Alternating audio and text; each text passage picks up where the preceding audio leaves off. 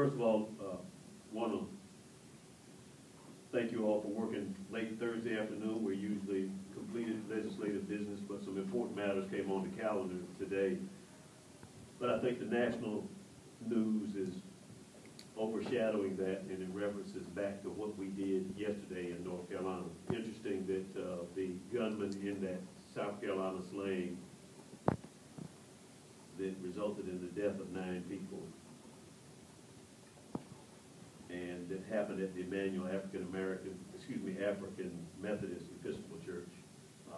That gunman was again captured here in North Carolina in Shelby by the Shelby police. A lot of meaning to that, in that once again we relied on our law enforcement to apprehend someone who has committed another violent crime with a gun. And we have to take our hats off to our law enforcement, who are, again, as we said before, are the experts, and we should listen to them as they talk about what we need to do. A couple of significant pieces of legislation this week, and wanted to just do an update. House Bill 562, which was to amend firearm laws. That bill, although we were able to make it a better bad bill, still a bad bill, that will be looked at in the Senate. And the principles in that bill of listening to law enforcement and ensuring the sheriffs continue their role in gun safety was important, and we hope that that continues to be the case in the Senate. The gun violence issue continues to remind us how important it is to pursue gun safety, and we continue to stand on that as an important thing we can do for our communities. The difference is always, are we going to make our community safe, or are we going to only allow individuals who carry a gun to feel safe? And the point I made several times, I'll make it again because I think it's important.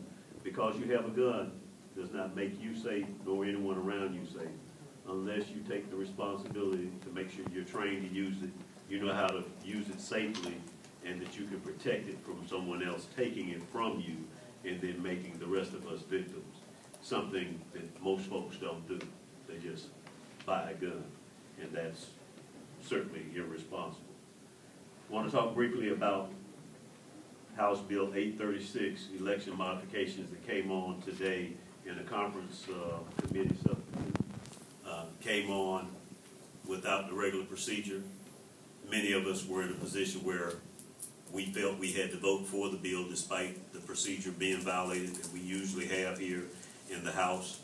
And because of it, the fact it had some incremental improvement, and very incremental, to restoring people to their full access to the ballot and right to vote, many of us felt we had to go ahead and support that.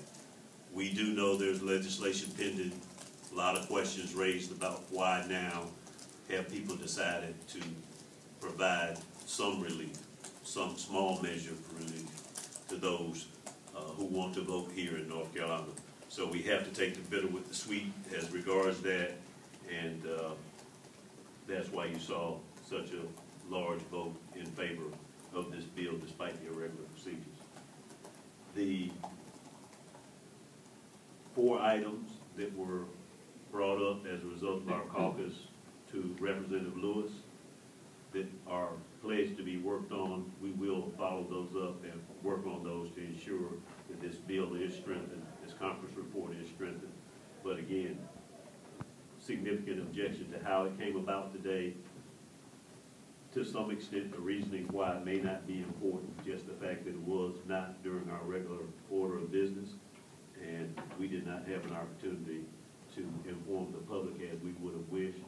Going forward, one thing about this bill is still will require a major effort to educate the public what the procedures are going to be for voting, and also a major effort to train our local boards of elections so that they can ensure people's right to vote is unimpaired. I'm ready to take questions now from anyone. Yes, ma'am. You alluded a moment ago to legislation pending. My question is about why the decision was made now. Can you be a little bit more direct about that? talking about, court cases, voter ID? Well, we do know that there are court cases pending, and again, because this did not go through the regular procedure, those kinds of questions and the impacts were not explored by it. Again, the marginal improvement that happens in this bill is certainly measurable. We can see it, we understand it, we know that this is much better or better than what was in place or what is in place now. We don't have a guarantee as to what the court suit outcome would be and when it would be implemented. We know this bill would be implemented immediately, and that's important for those folks who need to have the opportunity to vote. It can only live up to its promise if we do the training and we inform the public as was required anyway under the bill, but that we fully inform the public and train the workers and fully staffed so folks can vote.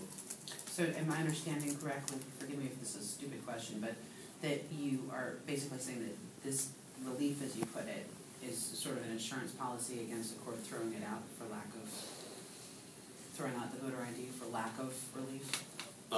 No, again, it's marginal relief, but it's not a hedge against the court throwing it out. As a matter of fact, I think the case is even stronger had this marginal relief not been provided. And so I think the other portions of the voter ID that are not addressed in this bill will still be successful in the courts.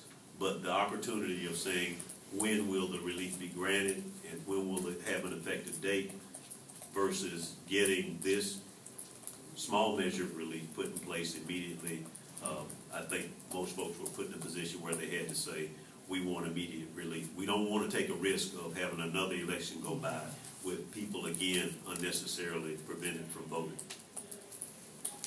Yes, sir. I understand from Senator Berger that in the Senate, the Democratic caucus was given a 30-minute recess to caucus and have a staff member in the room to explain this voter ID provision. Did the House Democratic caucus get the same benefit from leadership? Well, first of all, I wouldn't term it a benefit.